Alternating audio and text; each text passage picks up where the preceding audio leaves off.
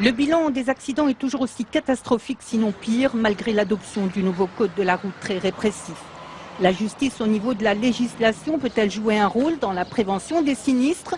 À la cour d'appel de Rabat, les participants à la conférence organisée autour de la problématique des accidents devaient mener des réflexions sur l'origine du fléau et sur ses conséquences. La justice a un rôle important à jouer, d'abord au niveau de la prévention, puis au niveau de la répression quand le conducteur a commis une infraction due au non-respect du code de la route et de la législation en vigueur. Je vous donne un exemple.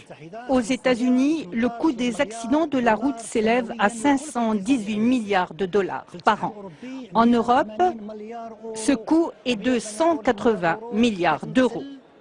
Dernier recours pour les responsables, la prévention pour éviter que ne continuent à mourir tant de nos concitoyens sur les routes. Mais là, il y a certes beaucoup de travail à faire pour modifier le comportement des conducteurs. Les ONG sont appelées à collaborer avec les autorités publiques. Le Conseil national de prévention des accidents et le ministère ont apporté un soutien financier et logistique ainsi que l'accompagnement des associations. Les ONG sont appelées à redoubler d'efforts pour la sensibilisation, l'éducation et la communication.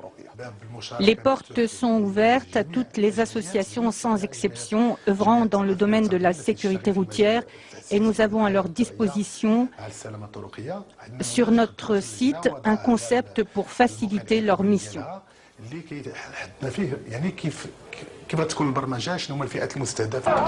Les accidents, un véritable fléau. Près de 4070 personnes ont trouvé la mort sur nos routes en 2011, soit une hausse de 11,61% par rapport à l'année précédente.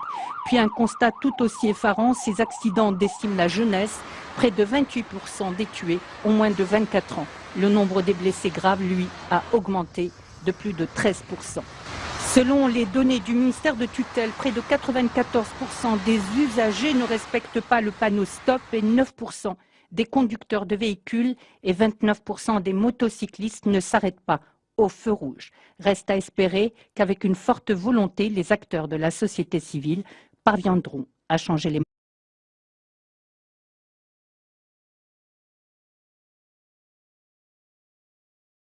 Il y a une cause qui est totalement à part, qui est la vitesse. Il n'y a pas d'accident de la route sans vitesse. Il faut qu'il y ait des véhicules qui ont une certaine masse, qui sont en déplacement, pour que les individus soient victimes de différentes manières, soit par des chocs, soit par des phénomènes de décélération importante, soit victimes d'un traumatisme qui va signer leurs blessures et la gravité de leurs blessures. Et au-delà de la vitesse, il y a un grand nombre de facteurs qui sont classiques, connus comme étant des causes d'accidents de la circulation routière, au premier rang desquels l'alcool. Alors l'alcool, c'est indiscutablement, toutes les statistiques le confirment, c'est 1/3 des morts. C'est-à-dire que si personne ne roulait sous l'emprise de l'alcool, aujourd'hui en France, on réduirait immédiatement le nombre de morts d'1/3. Alors ensuite, si on si on classe ces causes selon le nombre de victimes qu'elles induisent, j'ai presque envie de dire que la deuxième cause, alors là il y a un certain nombre de causes qui sont un peu dans le même paquet en termes d'impact sur les victimes. Vous avez le téléphone au volant, vous avez l'hypovigilance, ce qu'on appelle l'hypovigilance, vous avez les médicaments qui restent encore un sujet on va dire de travail, de recensement, de quantification plus précis que ce qu'on sait actuellement, et vous avez évidemment les stupéfiants. Alors, pour donner quelques chiffres, le téléphone c'est 10% des accidents, le cannabis 4%, les médicaments 3%. Alors il y a les maladies, alors c'est toujours très difficile de distinguer le rôle des maladies du rôle des médicaments qui servent à soigner ces maladies. Et on peut dire qu'un certain nombre de pathologies, toutes confondues, pourraient représenter 2 à 3% aussi des causes d'accidents.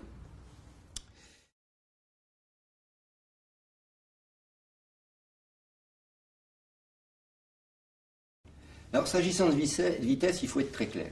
Je ne parle pas d'excès de vitesse, c'est-à-dire de vitesse non conforme au code de la route.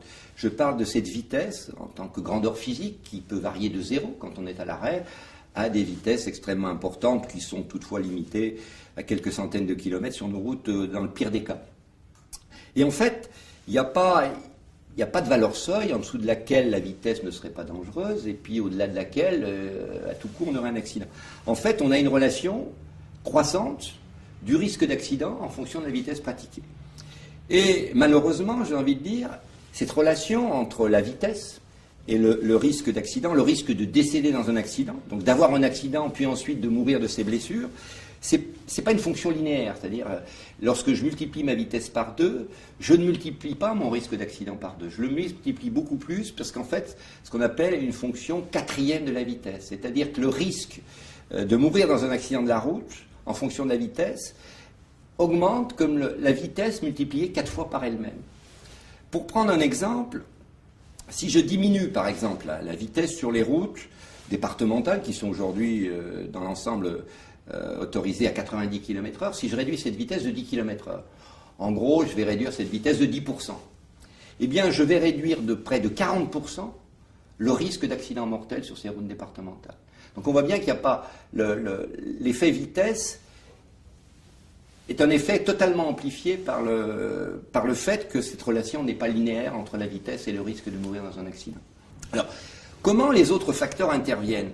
Par exemple, quand on dit que le fait de rouler sous l'emprise du cannabis multiplie en gros par 2 le risque d'être responsable d'un accident mortel, on ne nuance pas ce résultat selon la vitesse pratiquée. C'est-à-dire, quelle que soit la vitesse que vous pratiquez, le fait que vous soyez sous l'emprise du cannabis multiplie par 2 votre risque d'être responsable d'un accident mortel. Et donc, en fait, tous ces facteurs, les facteurs d'inattention, les facteurs d'hypovigilance, l'alcool, le cannabis, les médicaments, le téléphone, sont des facteurs qui, en fait, sont des facteurs aggravants par rapport au phénomène vitesse, qui viennent se surajouter au risque attaché à une vitesse donnée. Et donc, c'est pour ça que certains en arrivent à oublier que la vitesse joue un rôle. C'est l'ingrédient de base de l'accident de la route. Sans vitesse, pas d'accident de la route. 4273, c'est le nombre de morts l'an dernier sur les routes françaises et 90 000 le nombre de blessés, dont un tiers sont des blessés graves. Si en 8 ans ces chiffres ont été divisés par 2, les accidents de la route restent la première cause de mortalité chez les 18-24 ans. Les jeunes et les conducteurs de 2 roues en sont les premières victimes. Et parmi les principales causes viennent dans l'ordre l'alcool, la vitesse, le non-port de la ceinture et l'usage du téléphone au volant. Pourquoi la route tue-t-elle encore autant? Quelles principales séquelles les accidents laissent-ils chez les blessés? En quoi consiste la rééducation et la réadaptation à la vie normale? Toutes ces questions, nous les abordons aujourd'hui dans Allo Docteur. Fracture osseuse, perte d'un membre, articulation détruite ou encore lésions neurologiques sur le cerveau, la moelle épinière ou des nerfs. Avant de répondre aux questions, on va vous donner quelques explications sur les traumatismes les plus courants. Parmi les cas les plus graves, les blessures de la moelle épinière. Ce sont des lésions au niveau de la colonne vertébrale. Alors je vais vous montrer ça sur une IRM de profil. L'avant est ici, l'arrière est là. Vous avez ici la colonne vertébrale et les vertèbres qui s'empilent. Et vous voyez ici ce tuyau là, ce tube, eh bien c'est la moelle épinière qui est parfaitement rectiligne. Et regardez sur cette IRM après un accident, vous voyez ici les corps des vertèbres et surtout vous voyez cette moelle qui est complètement écrasée ici, comprimée à ce niveau-là. On voit bien qu'elle n'est plus du tout rectiligne. Et là, ça veut dire qu'il va y avoir des lésions sous cet écrasement de la moelle. Et puis vous avez ici un autre exemple. Alors ça, vous voyez une radio avec l'empilement des vertèbres. Je vous ai fait en vert ici l'alignement de, ça c'est de l'avant, hein, donc l'alignement des vertèbres, il doit être vraiment rectiligne. Vous voyez cette vertèbre-là, elle est complètement décalée. Il y a eu probablement une fracture, enfin un déplacement de cette vertèbre. Et comme la moelle, on la voit pas ici, mais elle passe à cet endroit-là, on imagine que tout ça a dû entraîner des lésions de cette moelle épinière. Résultat, la transmission des informations entre le cerveau et les membres est partiellement ou complètement interrompue. Les conséquences peuvent aller jusqu'à la paralysie. Plus la lésion médulaire est haute au niveau de la colonne, plus la paralysie est importante. Si elle est au niveau des vertèbres cervicales du cou, eh bien les 4 membres risquent d'être paralysés, c'est ce qu'on appelle une tétraplégie. Si la lésion est plus basse, la paralysie concernera les membres inférieurs, on parle alors de paraplégie. Alors au niveau cérébral, c'est tout aussi grave et on va voir ce qui se passe au niveau de la tête lors d'un accident de voiture. Le cerveau est dans un liquide qui est projeté vers l'avant et cogne contre la boîte crânienne, ce qui provoque des lésions au niveau des lobes frontaux que vous voyez ici à l'avant. Et étant donné que le crâne bascule d'avant en arrière, le choc provoque aussi des lésions dans la partie postérieure du cerveau, la région occipitale. Toutes ces petites taches que vous voyez ici en surface témoignent des nombreuses petites hémorragies qui peuvent se produire lors du choc.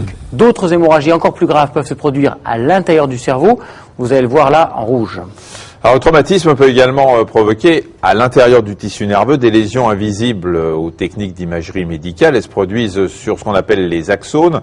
Vous le voyez ici, un neurone, hein, c'est le prolongement de ce neurone, le canal qui va permettre à l'information nerveuse d'être conduite. Ces conduits sont comme étirées et même parfois rompues.